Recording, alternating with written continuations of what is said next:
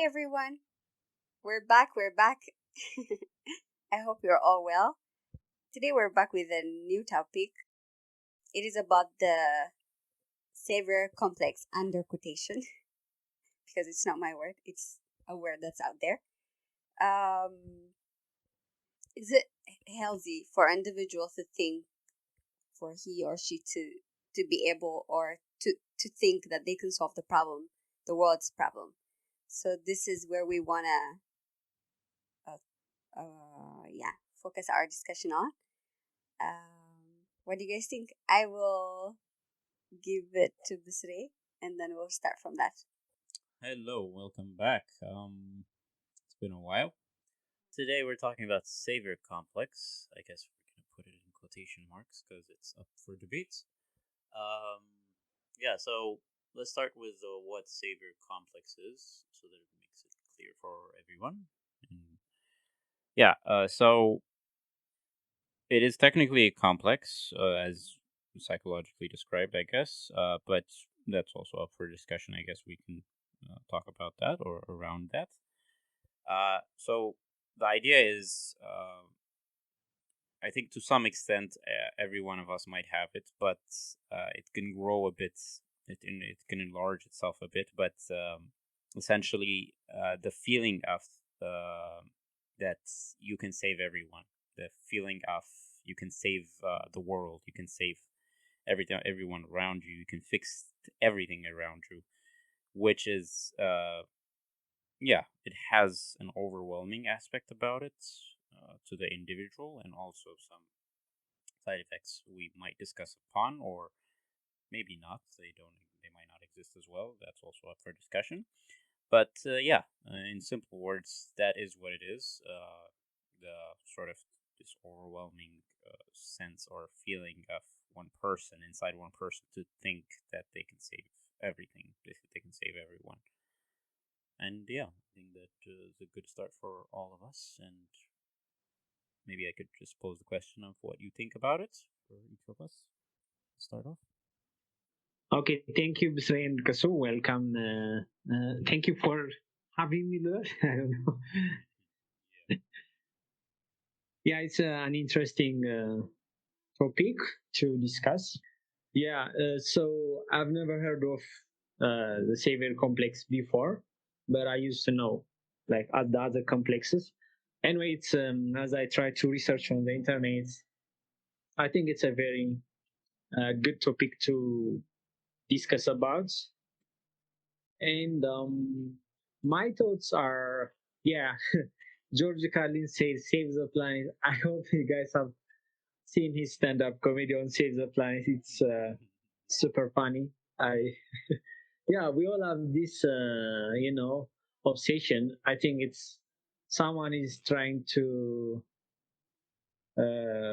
look big than they already are, and when we are, I think like our first job is to save ourselves as a human being, and then once you save yourself, it's good that you try to help others, but the obsession that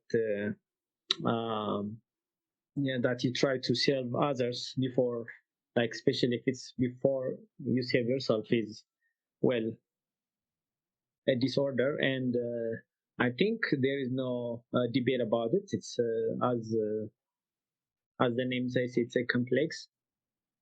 But like we can talk about the symptoms and what we should do if you're maybe if someone is victim of severe complex, or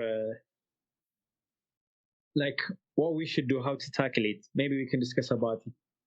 Um, I don't know. I have very little to say about this. Yeah, I actually watched that comedy and then it was really funny. I feel like there are multiple like levels of this. Sometimes maybe it's just individual people thinking they can do something, including me.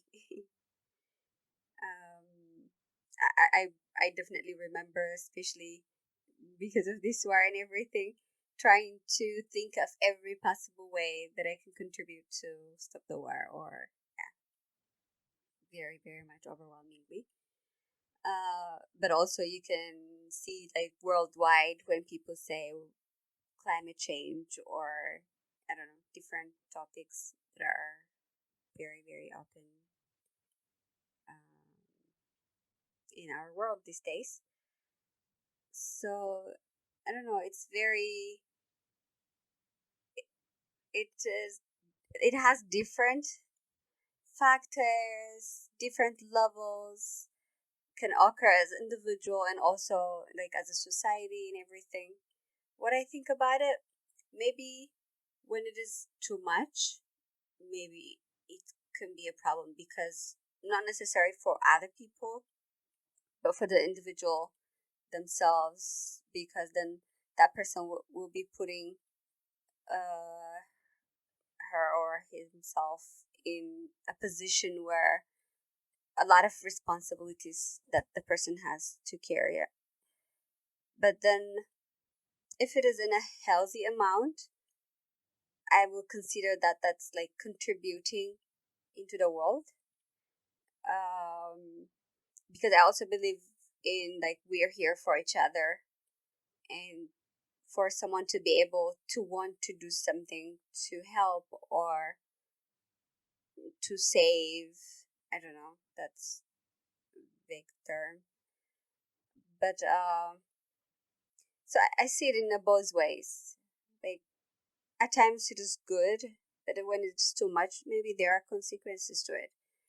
In a small level, maybe for the individual themselves. In a bigger level, I don't have examples, but I'm sure anything, if it is more than the amount that it should be, it always tends to be.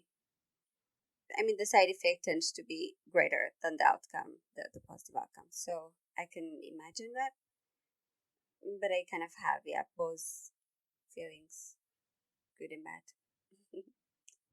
What do you think, Zri?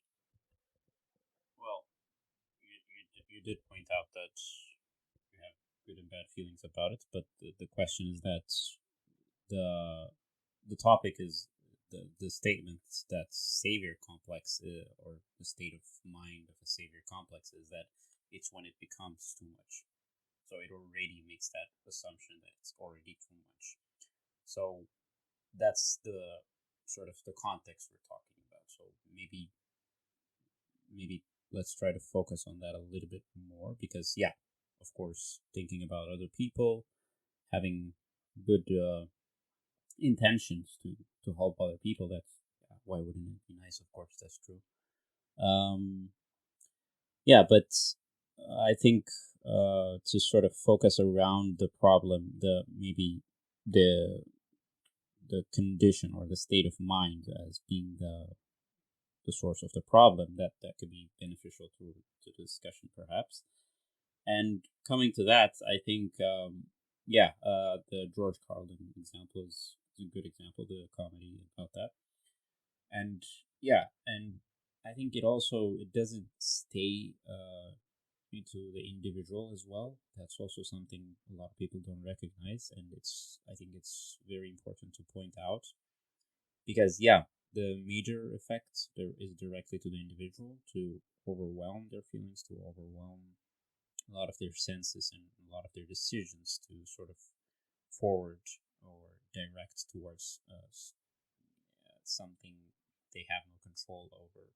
And that's often the problem because if it was something that a person has control over, such as something they can change, then yeah, it's always possible to make a difference in that way. But when it becomes to a certain context where they have no control over, they have no power over, it becomes a problem because it either makes the person hopeless or yeah, it goes down the rabbit hole, I guess, in the other sense. But what's also interesting is what's less talked about is the external effects of it, and that's also something that we can discuss more about, arguably, I can say. But yeah, so in that sense, when someone is with good intentions, of course, has this sort of mentality or state of mind, as we can pose it, to to to sort of assume themselves to know better, and that is usually the case when they have this sort of state of mind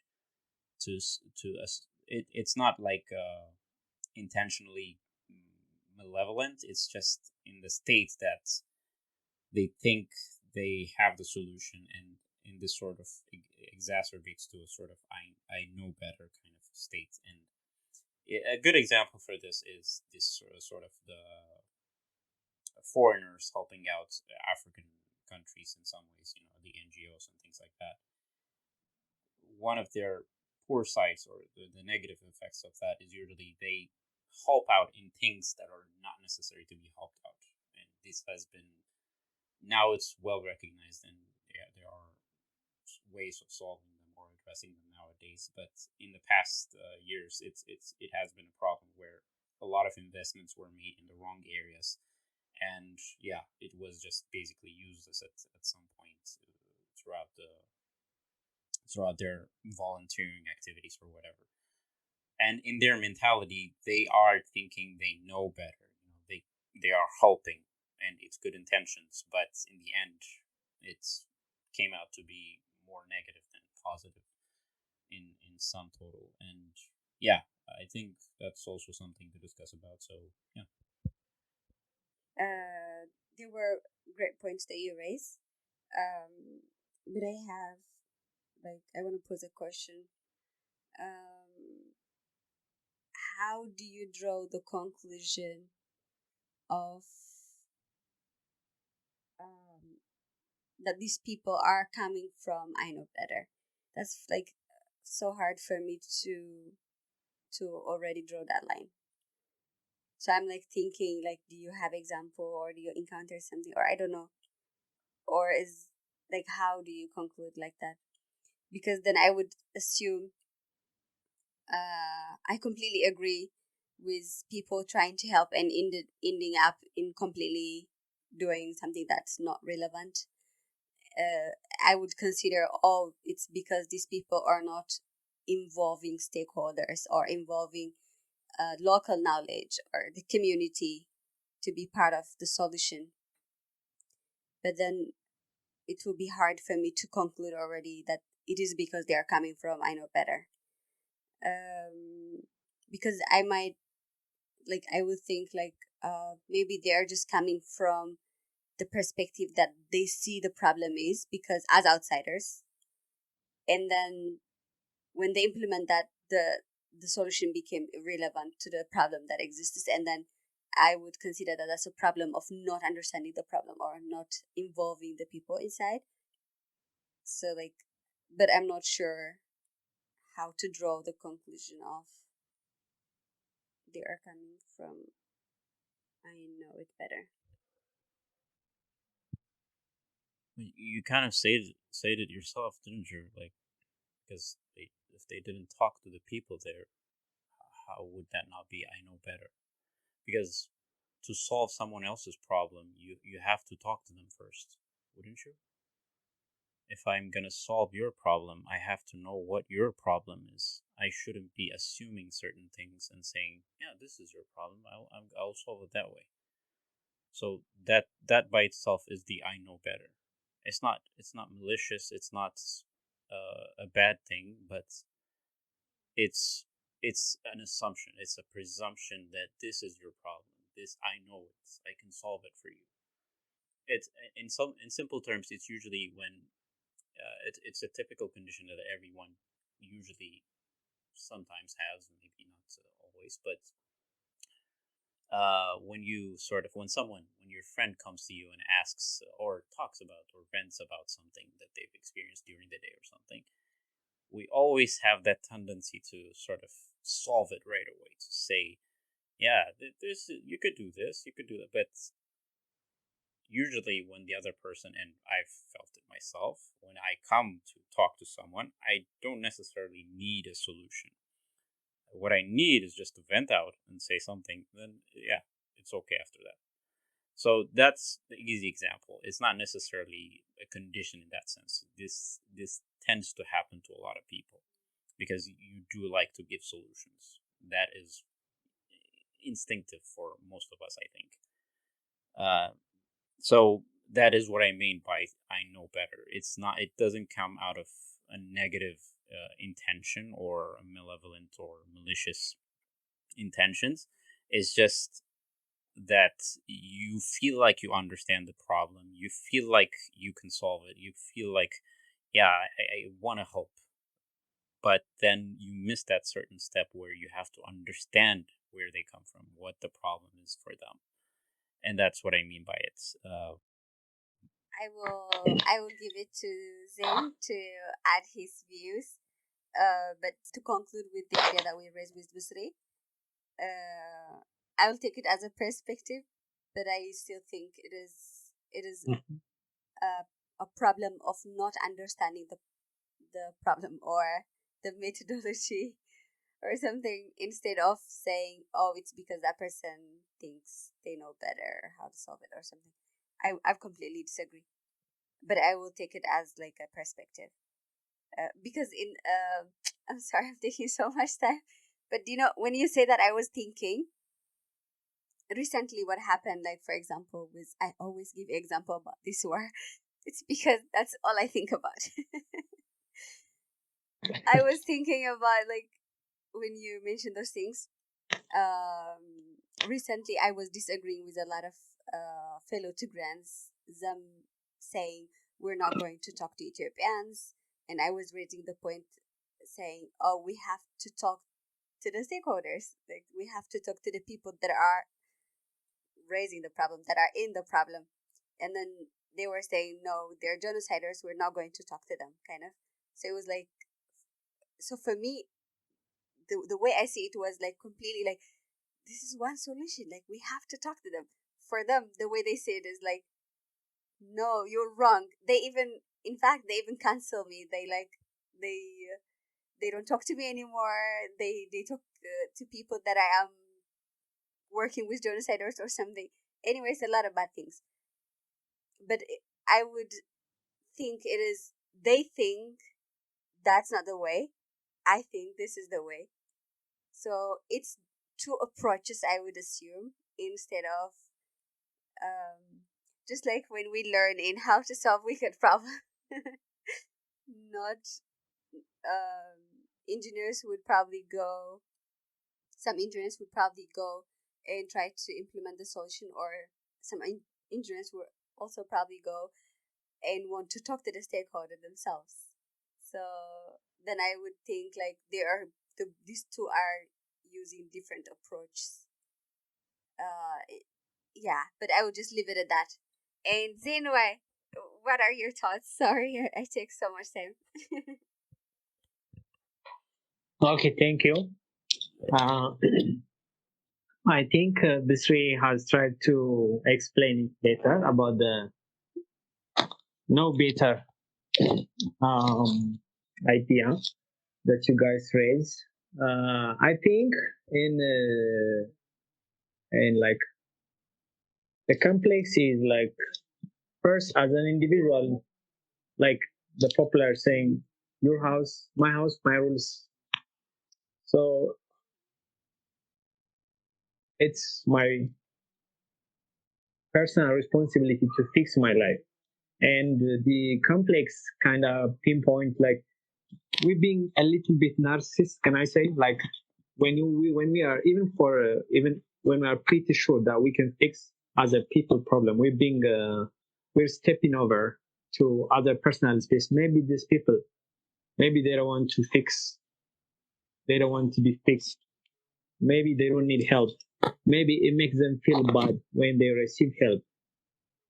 But at the end of the day, there is this, like sort of, binding factors like sometimes you have to feed herself. And if you're not feeding yourself, of course, I have to do something to provide the food or other basic necessities so that you will continue as a, as a living human now.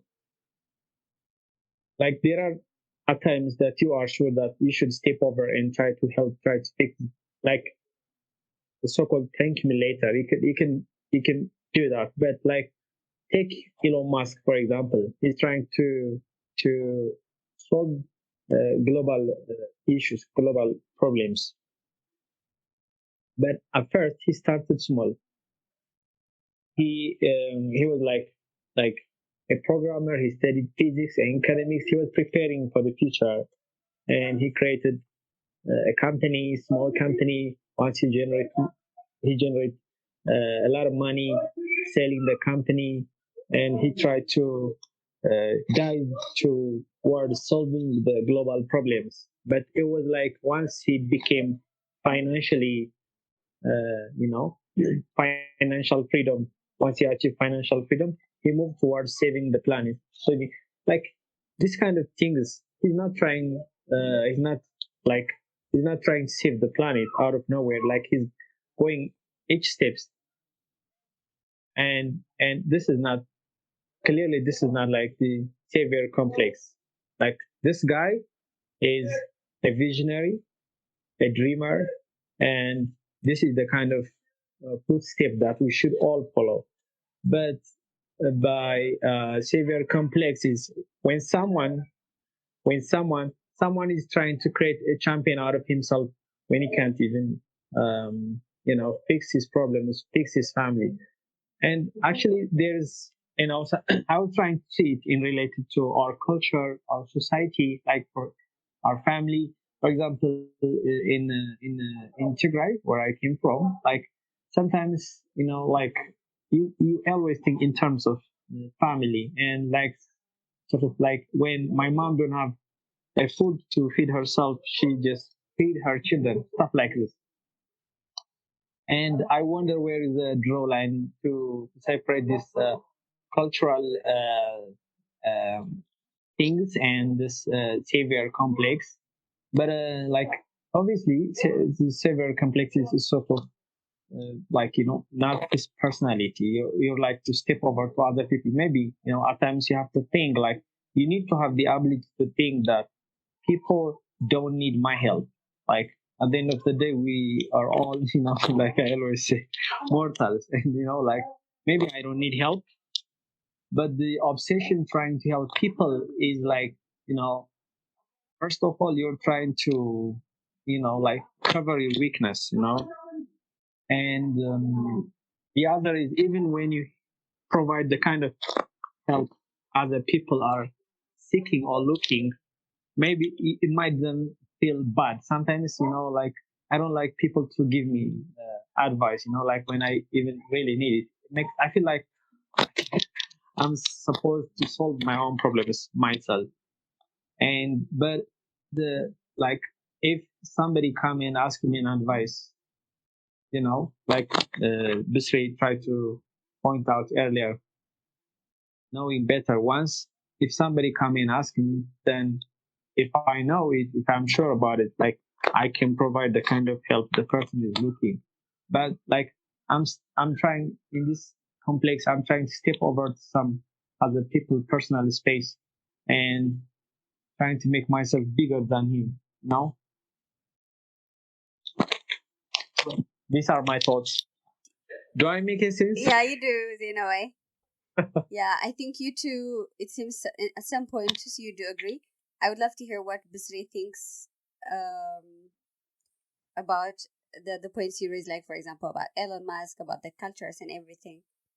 Um, I don't know. For me, it's becoming hard to swallow all the points because there are points that I sometimes agree and sometimes don't. So I cannot draw a conclusion and say, oh, this is that. Like, for example, the points that you two raised about someone wanting to just talk and then someone other trying to offer a solution. I would assume that person is just trying their best to help their friend, or so I wouldn't assume that person is coming from thinking that they know it all or thinking that the savior mentality or everything, but trying to be there for a friend. And about the mother, if your mom was not doing everything to feed you, then I don't know. That's also coming from care, love, such things, such very, very soft things. So I don't know. I like to consider those things, so it's becoming hard for me to. Yeah, and there are points that I sometimes can point out and say, "Oh, this is that," but I cannot say like 100% it is like this kind of. So yeah, I will give it to Bisre and hear what he thinks. Yeah. There was a lot of things mentioned that were a bit entangled with each other, I think. Yeah, let's start with, first of all, to distinguish between the negative connotation of savior complex and positive connotations. In essence, there is good in it. That is the intention. That is the source of it. It is out of instinctive goodness. It is instinctive, the instinct to be good to others. That's where it arises from. So there is no, and I'm repeating again, I guess, there is no negative or malicious intent about the savior complex, if it does indeed can be can exist in that sense in its terminology. But the thing is, there is a certain extent where if not, if we don't consider it to be individualistic, and I clearly distinguish between the two, and I think that's where a lot of the entanglement with how you mentioned Zen, the things that you mentioned, kind of confused a little bit, because there is an individualistic perspective about how we see, how you sort of posed those things. When I say that, I mean like because if we see things like everyone can solve their own problems, that can be a bit twisted in a way to sort of understand. And I would like to sort of stray away from that and try to see an overview of it, perhaps not in terms of the characteristic traits of either individualistic or anything like that. So in that sense, where there is a sort of an imaginary line where you can say you do have to care for yourself at some point before you say those things, and that is the sort of the internal effects that it could have to overwhelm yourself with the sort of, I can save some other person, or I can save the world kind of mentality. And so that is what I mean when I say that the negative connotation of it, in a way, that sort of when it crosses the line where you no longer take care of yourself, you no longer look after yourself, and instead everything is about the others. It is about some other person, or the world for that sake. Yeah, and I think that extent also matters, because the scale of it, I mean, caring for someone, as the example that you posed, which was the mother, that could be fine. That could be fine, because the scale of it might not be overwhelming to that sense. Of course, there are some situations where it could be overwhelming, when a mother's son or child or daughter could be in a sort of critical situation, and the mother wouldn't be able to take care of herself because of that sort of intense feeling of you know uh, care for the other person. But these are edge cases, and I don't want to focus too much on them, because they can be a bit too emotionally charged to sort of focus on this context. But instead of that, I think we should focus on this sort of the scale aspect of it as well. So in some cases, it can be a problem to care for other person, because for other persons, more than you need to, when it's sort of endangers your own care for yourself as well. This usually happens in relationships. Those sort of psychological assessments of relationships can sort of indicate you how these things could happen. I'm not going to go into details, but it could happen in those sort of situations. But I'm also more interested in the larger scale of it, where people tend to believe that they have the solutions for certain things the world is suffering from, or whatever. those larger scale aspects of, I can save the world kind of thing, those are much more dangerous to the person, much more detrimental to their psyche, to their care for themselves generally. That's more influential in that sense. So I would like to focus more on that rather than those kinds of edge cases that I feel are very much emotionally charged. And yeah, uh, when it comes to the Elon Musk example as well, I'm not sure exactly where he comes from. That's something I cannot really say much about. It's an interesting case because yeah, he did start small in a way, I guess, but yeah, I don't know too much about him to say a lot in this sense because he might as well have it. I'm not sure. He might as well be think that he can change the world. Mm, and we don't know either. He might have malicious intent as well. So that's not something I can say conclusively anything about. But it's an interesting case to discuss in this context, I think, as well. Yeah.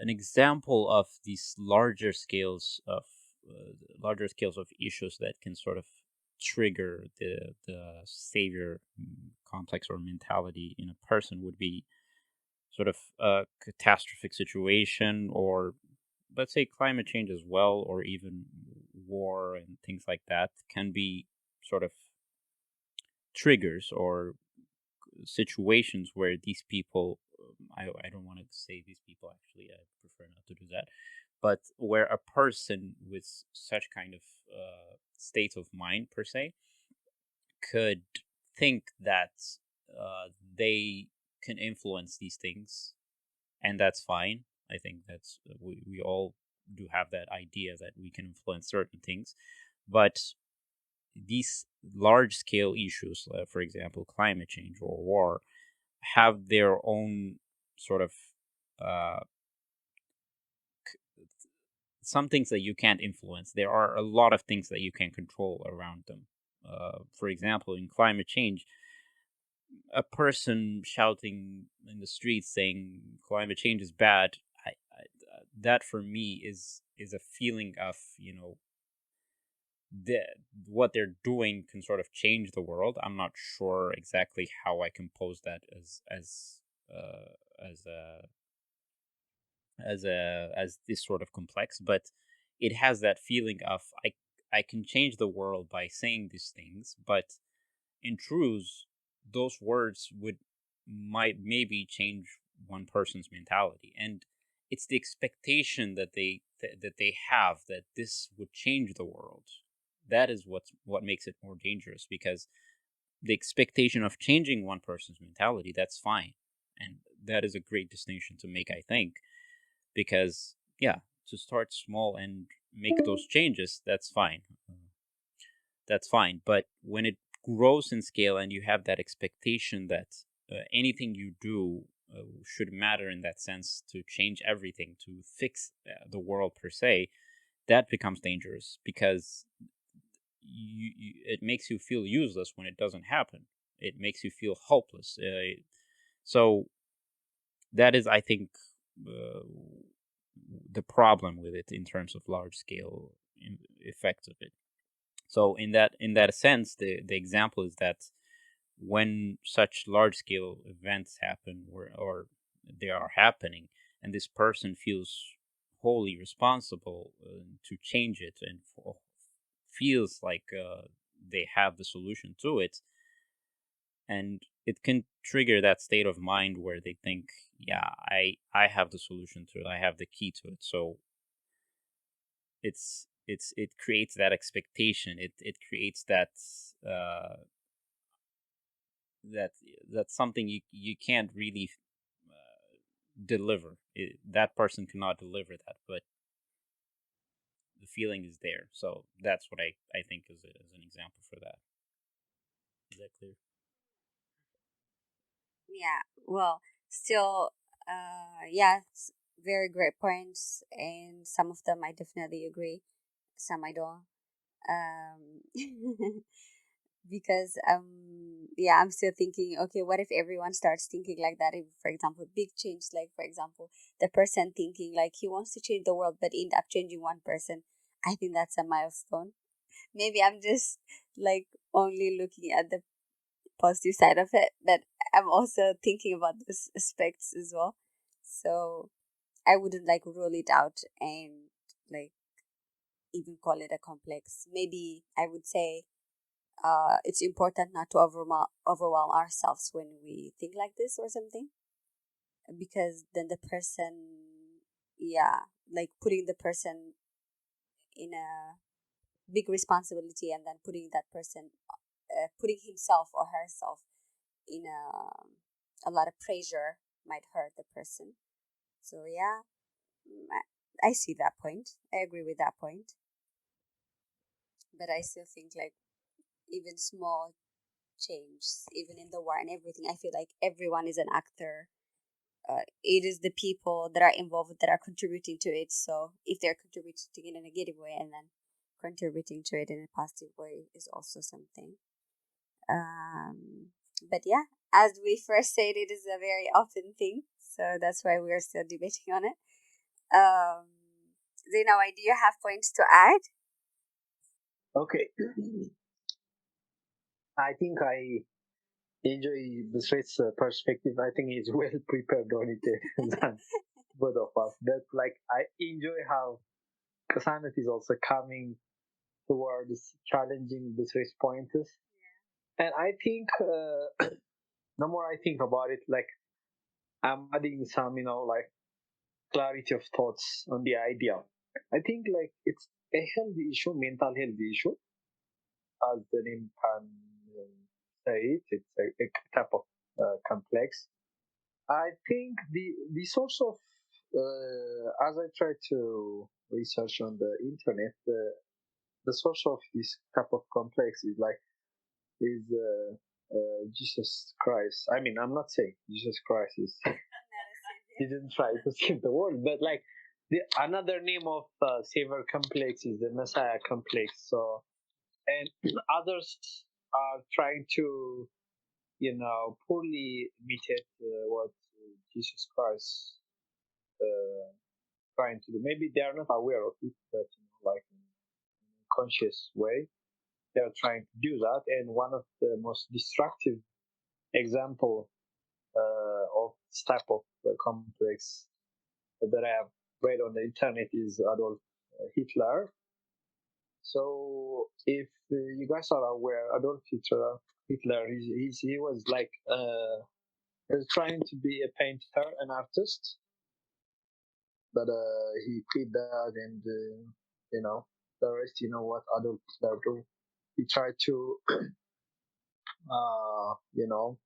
bring all Germans to stand with him in trying to save Germany, the Aryan blood, stuff like that, all this, and then so it's very, very, like in the magnitude of the danger is in the magnitude of to the extent of the Second World War, and so like we should maybe watch out because it's very dangerous. On the other hand, this is the part where I would like to go to the positive side and agree with Sanet.